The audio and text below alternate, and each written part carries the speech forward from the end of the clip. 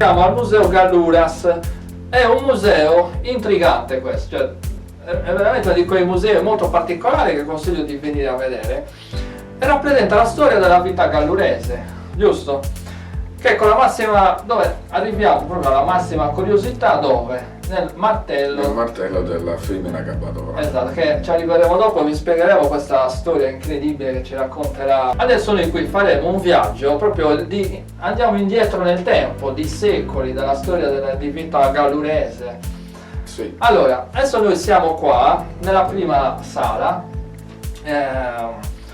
Raccontaci un po', per esempio, qua siamo a fianco la storia dei cavatappi, no? Sì. Allora, raccontaci un po' di curiosità sul cavatappi, che oggi è un oggetto, insomma, che tu vai al supermercato, lo prendi, è scontato, però dietro, insomma, mi immagino che c'è una storia bella.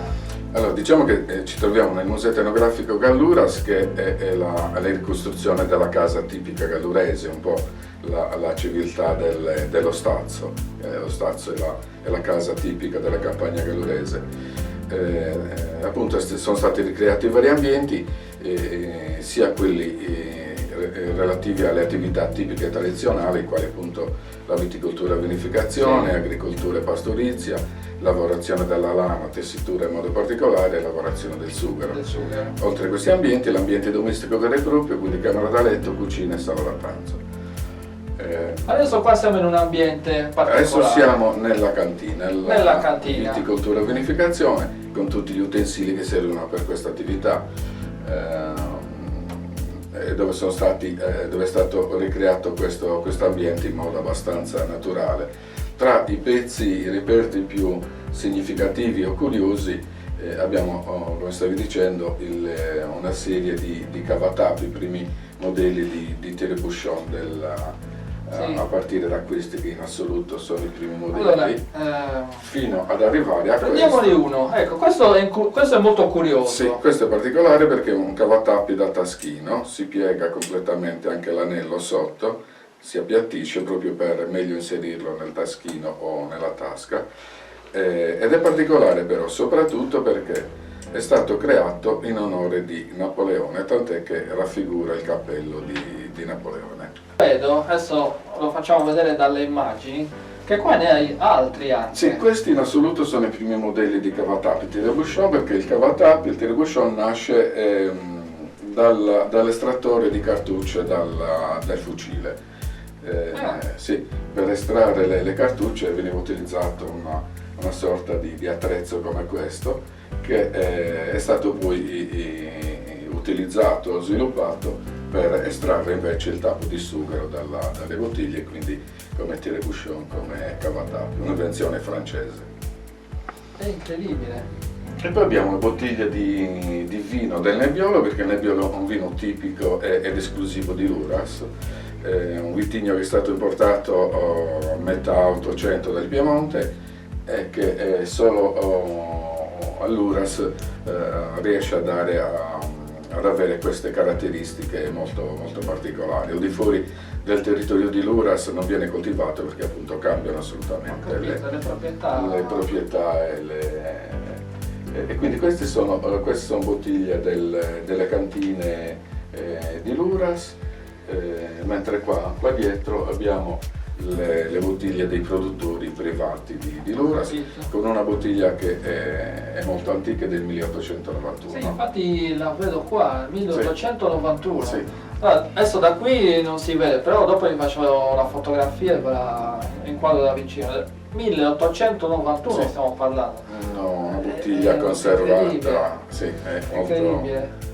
Poi qua vedo anche, cioè, proprio la ricostruzione dell'ambiente, sì, tipico. Abbiamo tutti gli utensili per questa attività, a partire dall'aeratrice a zaino per la cura della vite, oppure questi soffietti per lo zolfo.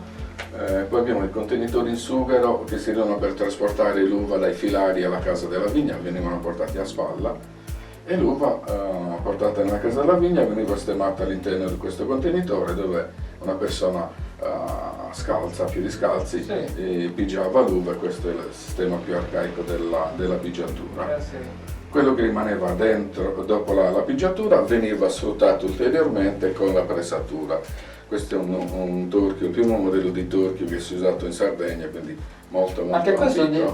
che epoca avrà più o meno di qui? Questo, Ma che anni questo dalle informazioni che sono riuscito a ottenere dovrebbe essere a fine del 1400. 1400? 1400, sì, è interamente realizzato in legno e ha la particolarità che può essere smontato in ogni singola parte. Questo perché era una macchina che veniva utilizzata per un brevissimo periodo, di circa una settimana. Trascorso il periodo dell'utilizzo veniva appunto smontata in ogni singola parte, sì, per recuperare spazio, sia nella casa della vigna che in cantina.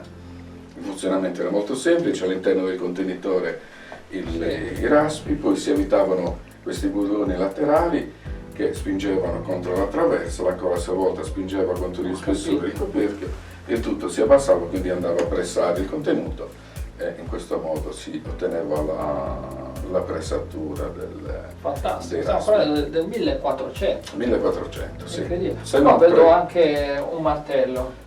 Questo è un martello, qualche anno. Sì, anche questo è molto antico. Questo serviva per chiudere e infilare il tappo di sughero nelle bottiglie, per tappare le bottiglie. Praticamente questa è una tappatrice, esatto. prima ancora di questo veniva utilizzato il martello, sì.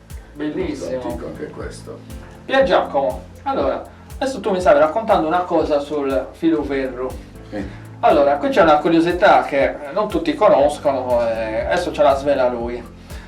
Allora, c'è un motivo perché si chiama così. E qui abbiamo la prova provante, cioè proprio qui abbiamo il testimone. Spiegaci un po' la storia. Sì, l'acquavite o abballente, come la chiamiamo noi, chiamata anche filoferro. Questo perché la produzione dell'acquavite da sempre è consentita per il fabbisogno del nucleo familiare, ma in realtà la produzione era di gran lunga superiore, quindi è clandestina. Ho capito. Allora succedeva questo, che quando organizzavano la produzione dell'acquavite, preventivamente scavavano per terra delle buche nelle campagne, di modo che si arrivavano dei controlli, le bottiglie con l'acquavite venivano nascoste in queste buche, in questi nascondigli. Però alla bottiglia veniva il collo della bottiglia.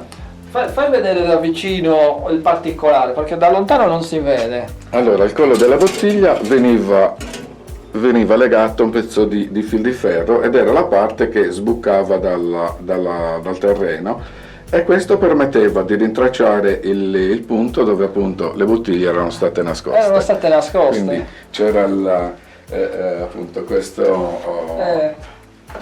Quindi qua si vede proprio il filo di ferro che serviva a rintracciare la bottiglia nascosta. Sì, il punto dove era stata nascosta la bottiglia. E quindi filoferro da questo, perché veniva utilizzato il fil di ferro legato appunto al collo della bottiglia. Io lo so che molti di voi lo sapevano già, però per chi non lo sa adesso abbiamo proprio svelato e spiegato in modo fantastico da te. Pier Giacomo, allora, adesso siamo in un'altra zona del museo, ma siamo nella parte agricoltura e pastorizia, sì. Ok. Anche qua ci sono un sacco di cose interessanti. È sempre, ricordiamo una cosa, tutti i manufatti che sono all'interno del museo sono tutti originali, cioè non ci sono pezzi ricostruiti, ma sono un lavoro immenso che tu hai fatto durante gli anni e anni di raccolta. La mia raccolta inizia quando avevo l'età di 12-13 anni, quindi va avanti da oltre 50 anni. Esatto. Prima di infatti entrare a raccontare un po' cosa c'è in questa area qua, voglio entrare un po' a parlare un po' più sulla storia del museo, e quindi ti voglio subito chiedere, in mezzo a questa cornice meravigliosa, incredibile, come ti è nata la voglia e la passione di mettere su un museo privato? Cioè io ve lo ricordo, questo è un museo gestito da te, e quindi cioè, dietro c'è sacrificio, c'è anche una parte di denaro investita notevole, perché ve lo ripeto nuovamente, tutti gli oggetti che sono qua sono originali, quindi tante volte sono acquistati da lui per essere messi qui a disposizione di tutti voi che venite a vederlo. quindi ti chiedo, come ti è nata la passione per realizzare tutto questo? Ma diciamo che inconsciamente, come dicevo, l'idea nasce con la raccolta degli oggetti, dei reperti. Appunto all'età di 12-13 anni io raccoglievo e mettevo da parte. Sì. E quindi c'era il problema che avevo ingombrato tutti gli ambienti delle case dei miei genitori, cantina, soffitta, magazzini, quindi c'era un po' questo problema. Mentre l'idea vera e propria del museo si concretizza, si materializza nel 1981, quando sono riuscito ad acquistare questo palazzetto. Lì appunto si è concretizzata diciamo, l'idea. il primo passo di quello che era il tuo sogno. Sì, inizio quindi i lavori di restauro conservativo, tra l'altro perché non c'è niente di nuovo nel museo. È stata proprio una volontà quella di eseguire un restauro conservativo. Già il locale qua dove noi siamo, penso che già lui sia antico. Sì, il documento più antico che ho ritrovato sull'edificio risale alla fine del 1700. 1700 già esisteva. Quindi cioè, non è che gli oggetti sono stati messi dentro una costruzione moderna, ma siamo all'interno di una costruzione che essa stessa è di centinaia di anni fa. Sì, è una cosa che tra l'altro incredibile. questo edificio ha ospitato la prima caserma dei carabinieri di Loras e la stanza dove ci troviamo in questo momento era la stalla riservata ai cavalli, perché c'erano i carabinieri a cavallo. Incredibile, Sì. guarda che storie fantastiche. Allora, adesso torniamo invece a descrivere dove siamo. Siamo come abbiamo detto, nell'ambiente riservato dedicato all'agricoltura e pastorizia, che erano le attività principali, Sì. praticamente vivevano da questo. Quindi qua abbiamo la corrente per la lavorazione del latte, per la produzione sia del formaggio che della ricotta, Sì. vari tipi di formaggio, con tutti appunto i contenitori relativi alla raccolta, il trasporto e la lavorazione del latte. Abbiamo poi delle arnie in sughero, perché il sughero ovviamente è un materiale locale. La Gallura sappiamo che è caratterizzata dal sughero e dal granito, sono i materiali tipici proprio della Gallura, e quindi il sughero trovava tantissime applicazioni e come possiamo vedere in questo caso come arnie Allora, adesso con la telecamera ve lo inquadriamo. Allora, queste sono Queste le delle- arnie delle api. Sì, dove appunto veniva raccolto il miele. Ed è veramente curioso. Sì, solitamente Vederle- solitamente venivano realizzate in legno, qua invece appunto queste due sono Sì. in sughero. Il sughero che non manca qui nella zona. perché- Assolutamente no, assolutamente no. Mentre quella Eccezionale. che abbiamo dietro di noi è Sì, eccolo qua. una mola asinaria, una macina per la produzione della farina, cioè veniva messo il grano nel contenitore in legno, il quale è bucato nella parte bassa. La macina invece è data da due pietre coniche messe una sull'altra, maschio e femmina. Il grano passava tra le due pietre e veniva macinato dal movimento rotatorio che aveva la pietra superiore, movimento che era dato da un asinello, cioè un asinello veniva legato qua sotto e lui girava in continuazione attorno. Sì, alla macina, trasmettendo appunto questo movimento rotatorio che macinava il grano che passava tra le due pietre e il contenitore per contenere la farina. Infatti non a caso in alcune zone della Sardegna, soprattutto nel Campidano, l'asinello viene chiamato molente proprio da mola, perché veniva utilizzato per azionare la mola. Sì. Poi qua vedo anche che hai una collezione di forconi. Sì, qua abbiamo tridenti, forconi e pale, soprattutto per l'aia, ovviamente tutte realizzate in legno e quasi tutte di forma originale. Abbiamo poi anche dei rastrelli molto antichi, sono questi qua. Questi sono dei rastrelli particolari che servono per la produzione del carbone, cioè per il carbone vegetale, un'arte che è stata portata in Sardegna dai toscani, alla quale sono poi dedicati i sardi. E questi sono dei rastrelli che venivano utilizzati Allora, per la produzione del carbone vegetale venivano fatti dei cumuli di legna, ricoperta poi con delle frasche e della terra, a fine cottura, tra virgolette, cioè quando il legno molto lentamente aveva bruciato ed era diventato carbone. Questi sono i rastrelli con i quali appunto veniva separato il carbone dalla terra. Sono molto, molto particolari, proprio i rastrelli toscani. Fantastico. E poi abbiamo anche queste forbici, queste cesoie, anche queste abbastanza particolari, perché servivano per la pesca delle anguille, che era una pesca diffusissima. Anguille, sì, una pesca diffusissima qua all'Ures. L'Uresi giravano un po' tutti i rii e i fiumi della Gallura e anche oltre, spingevano anche oltre. E queste sono le cesoie, le forbici con le quali infatti ha questa dentatura maschio e femmina e non si chiude completamente per non spezzare la spina dell'anguilla. Quindi più che una pesca di anguille era un raccolto di anguille. Sì. Ripeto, molto molto diffusa all'Uras questo tipo di pesca. Bellissimo. Adesso qua vi faccio vedere un'altra curiosità.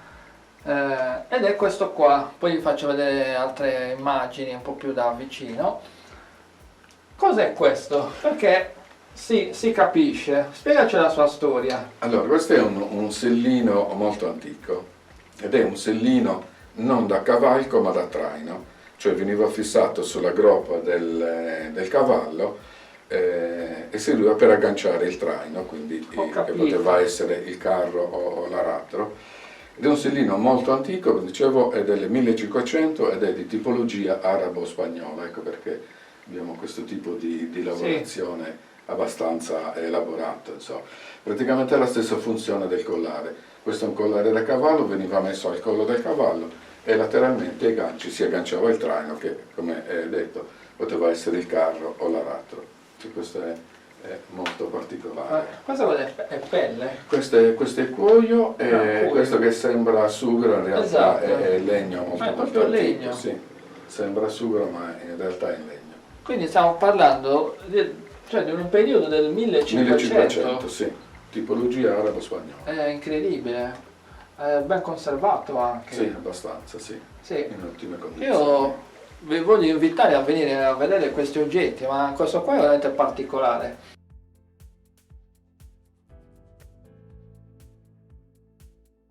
Adesso siamo in un altro ambiente, sempre del museo Galluras, sempre in compagnia di Pier Giacomo. Allora, adesso qua siamo in un posto abbastanza importante qua per il luogo, per l'Uras. Perché è importante questo luogo qua? Dove infatti vediamo un carretto e anche un altro mezzo di trasporto, una vecchissima bicicletta, e dopo ci racconti. Sì, allora perché i luresi erano grandi commercianti che giravano tutta la Sardegna per vendere i prodotti di produzione locale e giravano la Sardegna a cavallo o con questo carro trainato dai buoi. In Sardegna avevamo due tipi di carro: il carro tradizionale che aveva solo due sponde laterali oblique, quindi era aperto davanti e dietro, e quest'altro tipo di carro che invece era chiuso ermeticamente anche dietro, c'è la sponda per chiudere dietro, e questo serviva per trasportare sabbia, pietrame, terriccio, cereali, quanto appunto non poteva essere trasportato con il carro tradizionale. In dialetto questo carro si chiama tumbarella e prende il nome da tumba, che vuol dire tomba, perché serviva per trasportare anche i defunti. Infatti non a caso la macchina odierna attuale che serve per trasportare i defunti si chiama carro funebre, perché appunto originariamente veniva utilizzato il carro. Bellissimo. Questo, che periodo ha questo? Allora, diciamo che la tumbarella per noi è rimasta in uso fino agli anni 60, fine anche anni 60, però è antichissimo, il primo tipo sarebbe il corrispondente dell'odierno camion, insomma, quindi... Qua vedo anche un'etichetta, ma questa è originale? Sì. Allora, questa più che una targa è una carta di circolazione, perché riporta sia il cognome, il comune, la provincia, il numero di matricola, il numero delle ruote, nome e cognome del proprietario, la tara, la sezione dei cerchioni delle ruote, quindi era una sorta sia di targa, come dicevo, che anche carta di circolazione. C'è scritto carro agricolo. Carro agricolo, sì, Come se fosse una carta di circolazione, insomma, una specie di libretto. Sì, che poi è servito, tra virgolette, anche a far pagare le tasse. Sì. Questo È incredibile, io rimango davvero un po' capace dalle cose che ci stai raccontando e queste piccole curiosità. Cioè, questo c'ha parecchi anni, cioè stiamo parlando di davvero tantissimi anni, e vedere qui una targhetta tipo come oggi fosse una targa della macchina per sapere il proprietario, tutti i dati, è incredibile. Poi c'è qua un altro oggetto incredibile che stiamo guardando ed è questa bicicletta. Questa è una bicicletta degli anni 20, del Novecento, quindi una bici del che tu hai tenuto originale. Sì, anche. Allora, però non è particolare tanto la bici quanto il fanale. Questo è il primo tipo di fanale per bicicletta ed era alimentato a carburo e acqua, quindi acetilene come le lampade dei minatori. Questo è il primo tipo di fanale per bicicletta. Tra l'altro questo sistema è stato utilizzato anche per le prime auto. Le prime auto avevano questo tipo di fanale, ripeto, carburo e acqua, acetilene. Fantastico. Insomma, c'è anche in molte cose che stiamo guardando e stiamo facendo vedere, tu ci stai raccontando, dietro ci sono anche innovazioni, cioè questa è un'innovazione, c'è tante cose che stiamo vedendo per realizzare il macchinario della viticoltura, qui il carrettino, cioè tutti hanno delle innovazioni impressionanti. E questo appunto ci fa pensare che esatto. Non abbiamo inventato quasi niente, cioè sono tutte elaborazioni o rielaborazioni usando i materiali che abbiamo oggi, però di cose che avevano già pensato anche centinaia di anni fa, e questo è incredibile. Infatti io inizio la mia raccolta degli oggetti proprio perché incuriosito da queste tu volevi capire l'origine delle cose che abbiamo oggi. Sì, e poi mi chiedevo, cioè dovevano essere proprio bravi per arrivare a ideare e arrivare alla soluzione con i pochissimi materiali e macchinari che avevano a disposizione. Quindi come abbiamo visto usavano moltissimo il legno, il sughero, sì. E poi magari dei metalli, però diciamo non erano paragonabili a quello che si può fare oggi con le industrie, con le tecniche, le tecnologie.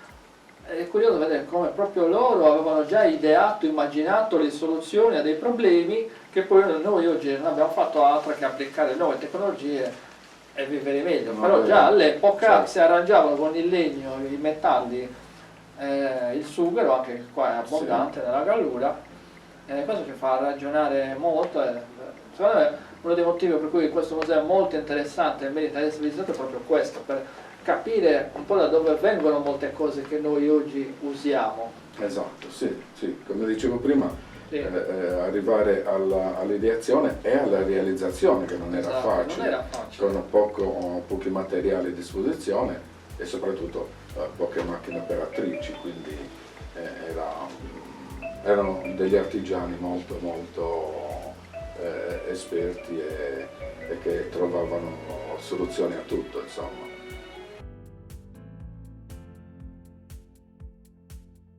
Allora, per Giacomo, adesso siamo nella sala da pranzo. Ok, ci sono tantissime cose, non ve le svelo tutte logicamente, ci sono tanti oggetti, quindi quando venite qua fatevi un giro con calma, con la guida che vi spiegherà tutto. Di questa sala qua vi faccio raccontare una cosa su questo mobile, perché è particolare, e poi anche sul televisore che è qua.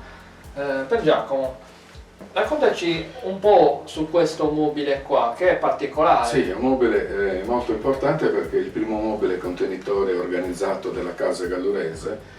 È un mobile che sembra quasi moderno perché è molto semplice, molto lineare, in realtà è un mobile fine 600, anche se ha subito degli interventi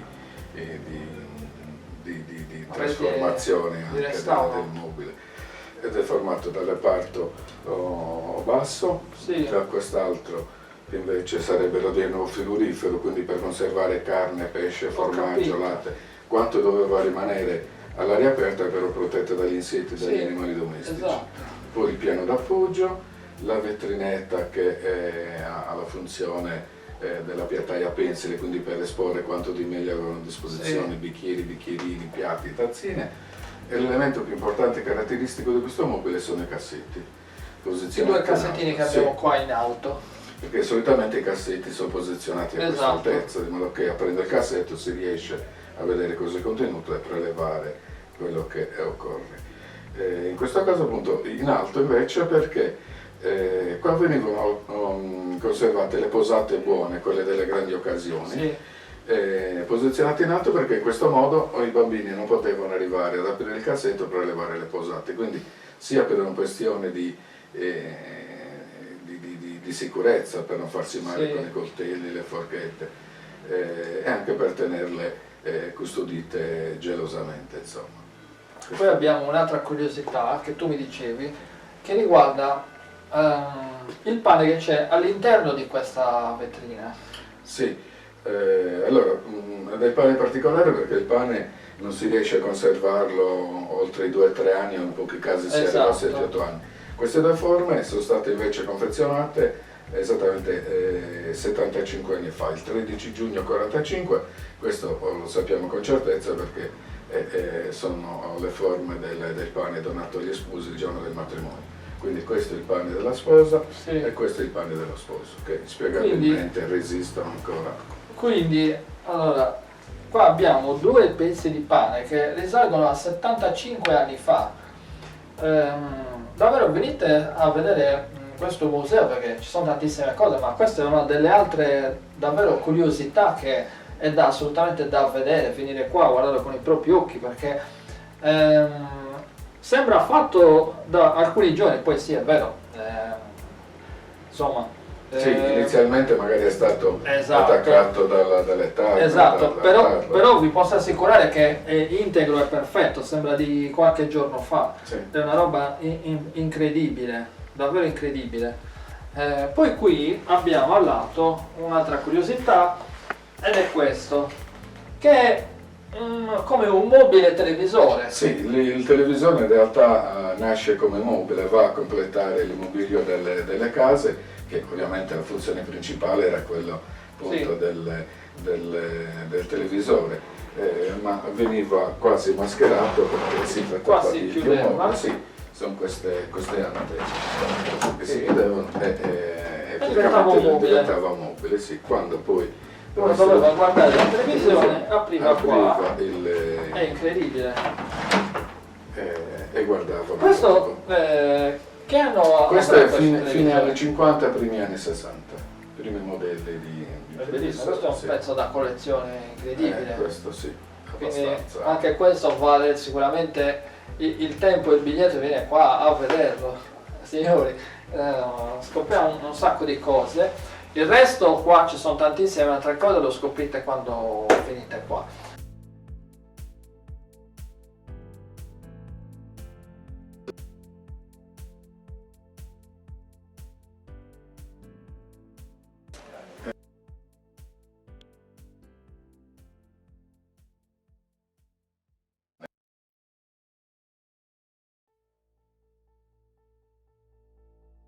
Ok, Pier Giacomo, adesso qua siamo nella camera da letto.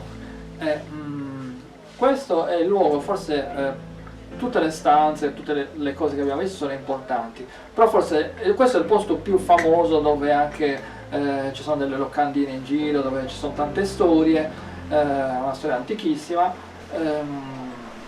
e quindi dove tutti più o meno, immagino, ti chiederanno, faranno domande, le curiosità sono soprattutto su questo posto. Allora, adesso vi faccio raccontare da lui un po' cosa succedeva qui dentro. Vi faccio vedere anche una riproduzione, una fotografia, un pezzettino di video della riproduzione della Cabadora. Adesso ti lascio a te la parola, perché questa è una cosa un po' delicata riguardo il martello. Allora, ci vuoi raccontare un po' la storia? Allora, femmina gabadora, femmina donna, Sì. agabadora invece dello spagnolo acabar, che vuol dire terminare, porre fine, quindi donna finitrice, donna che poneva fine alle sofferenze dei malati terminali colpendoli sulla testa con un martello in legno. Adesso qua ti voglio fermare un attimo. Questo è importante perché molti, non conoscendo bene la storia, pensano alla femmina che ammazzava così indistintamente, ma che so, magari perché non gli piaceva più il marito, cose del genere. Cioè, non è così. No, Non è così. Allora, eticamente questa femmina gabadora non ammazzava, ma poneva fine alle sofferenze, quindi questo è molto importante e ci fa capire che non era commettere un omicidio, ma era un porre fine alle sofferenze, quindi era visto in modo molto positivo, perché se torniamo indietro nel tempo, quando non esisteva la medicina ufficiale, Esatto. insomma, le sofferenze e le agonie erano molto lunghe, quindi questa era l'unica soluzione che avevano per porre fine alle sofferenze. Ed è una pratica molto antica, si pensa che sia iniziata nel nuragico, mentre gli ultimi casi documentati in Sardegna sono due, uno del 1952 a Orgosolo e l'altro 1929 proprio all'Uras. Mentre in un libro che ho scritto anni fa riporto un episodio ben più recente, esattamente del 2003. Nel 2003 è quando appunto un'anziana si è recata al confessionale per confessare al prete dicendogli: io sono una femmina gabadora e il mio ultimo intervento risale a un mese fa. La confessione del marzo 2003, quindi l'intervento era del febbraio-gennaio 2003. Ovviamente non sappiamo se ancora ci sono delle agabadoras in attività, però è molto probabile che ancora in vita qualcuno ci sia, sì. E quest'ultima testimonianza io l'ho raccolta dal prete dal quale si era recata questa anziana di un paesino vicino a Bosa per confessare appunto questa sua attività. Ma qui abbiamo il letto. Questo è un letto di origine francese a Piazza e Mezzo, diffuso in tutta la Sardegna, anche in tutta Italia. In Sardegna è arrivato tramite la Corsica, ovviamente.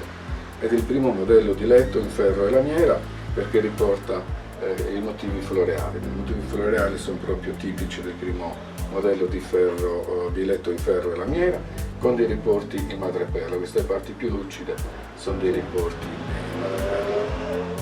Allora, tu hai qui nella camera da letto l'unico, da quello che sappiamo, ritrovamento dell'unico martello esistente. Sì. Ti vuoi raccontare un po', prima di farlo vedere Sì. un attimo, la storia di questo reperto incredibile? Allora, non vengo a sapere di questa figura, di questa pratica da un anziano di Luras nel 1981. Quello appunto, in una delle tante passeggiate che abbiamo fatto, mi racconta che quando lui era bambino il nonno gli aveva parlato di una donna che aveva abitato nelle campagne di Luras e che si occupava appunto di porre fine alle sofferenze dei malati terminali colpendoli sulla testa con un martello in legno. E da lì io inizio la ricerca, ovviamente andando a chiedere agli anziani di Luras se ricordavano o sapevano di questa figura, di questa pratica. Nessuno ne sapeva niente. In realtà poi ho scoperto che quasi tutti sapevano, però nessuno ne parlava.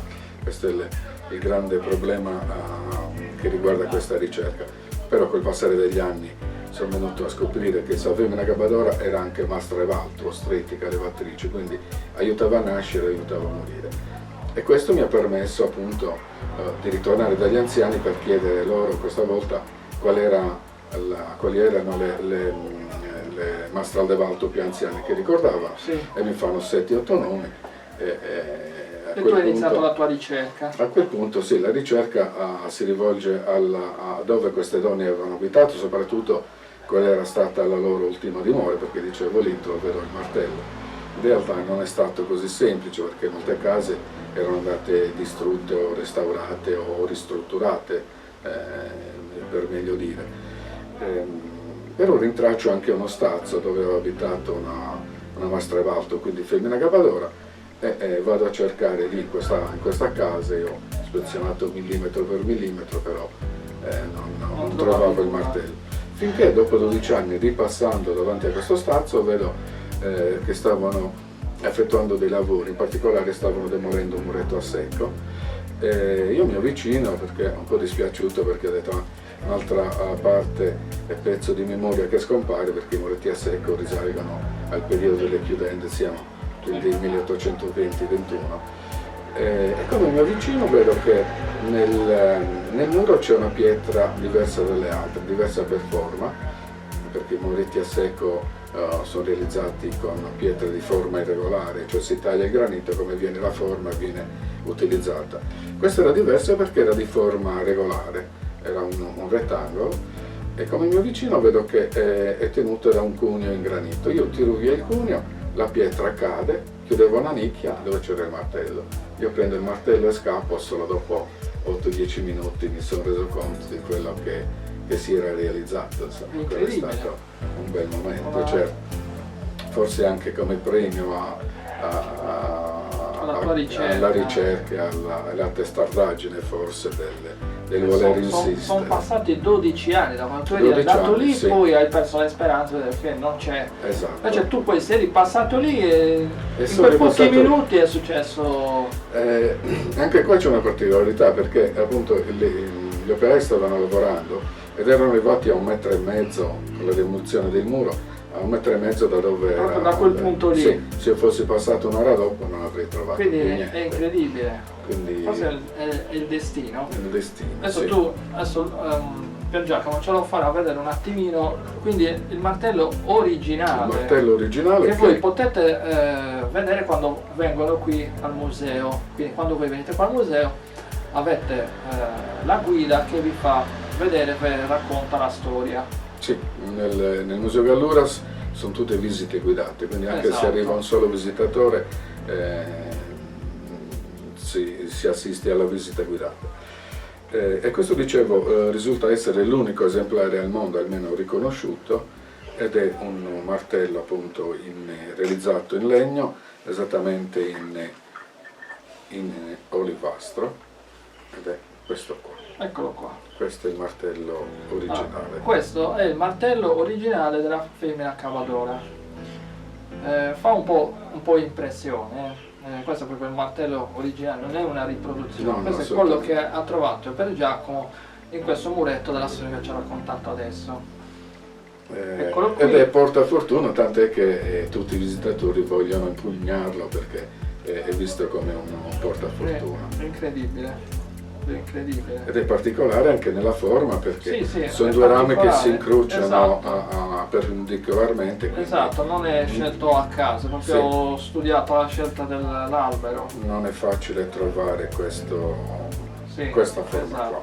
Adesso ti faccio un'altra domanda che è una mia curiosità. Sì. Secondo te questa è della femmina cavadora, questa storia qua, è questo che accadeva, è una prerogativa della Gallura, o secondo te anche non solo in Sardegna, ma che so, anche in Corsica, in Spagna o in Francia, secondo te era una cosa che si usava anche nel resto d'Europa o era una cosa che si faceva qui?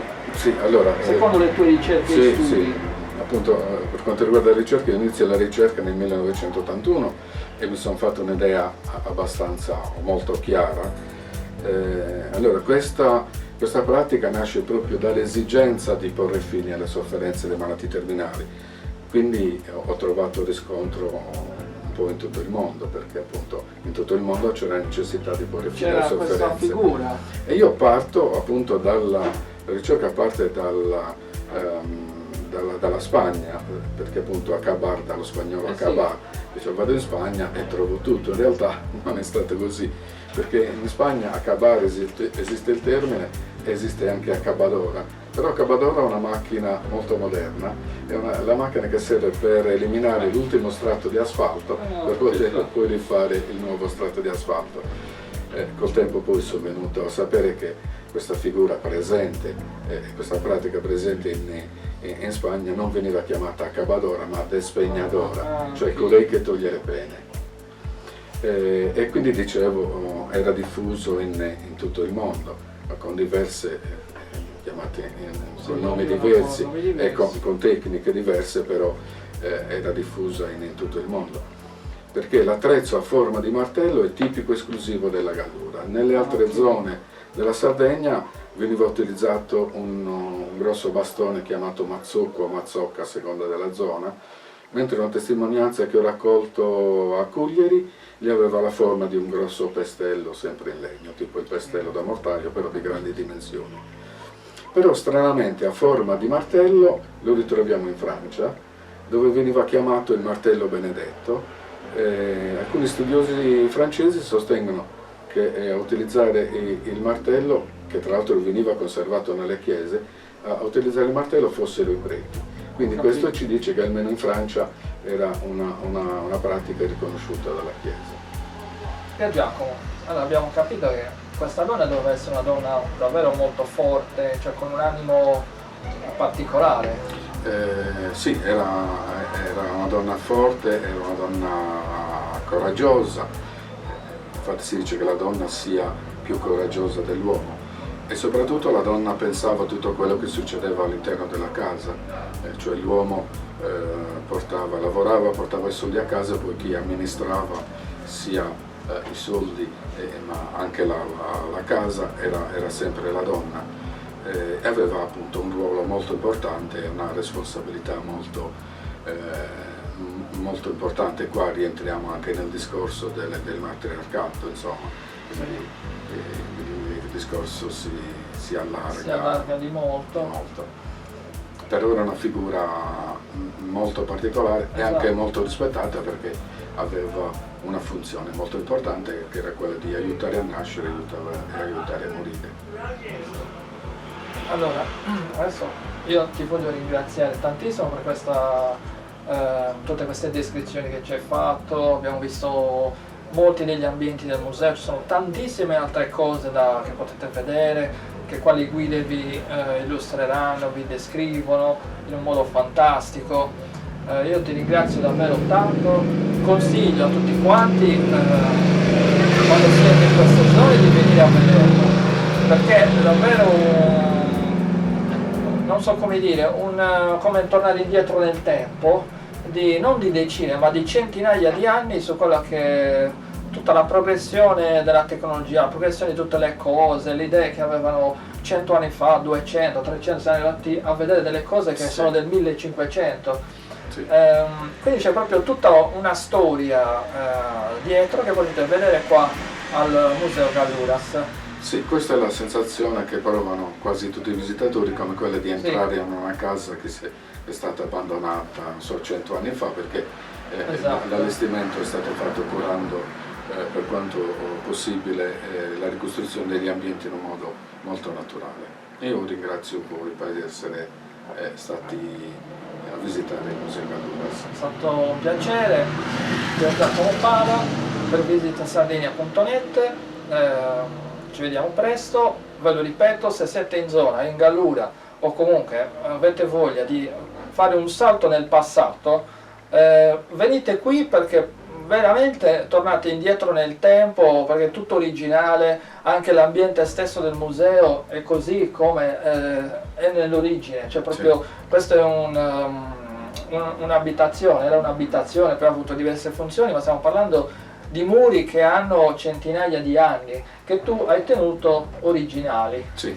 Quindi quando entrate dalla porta d'ingresso fate proprio un viaggio nel tempo che vi consiglio di fare.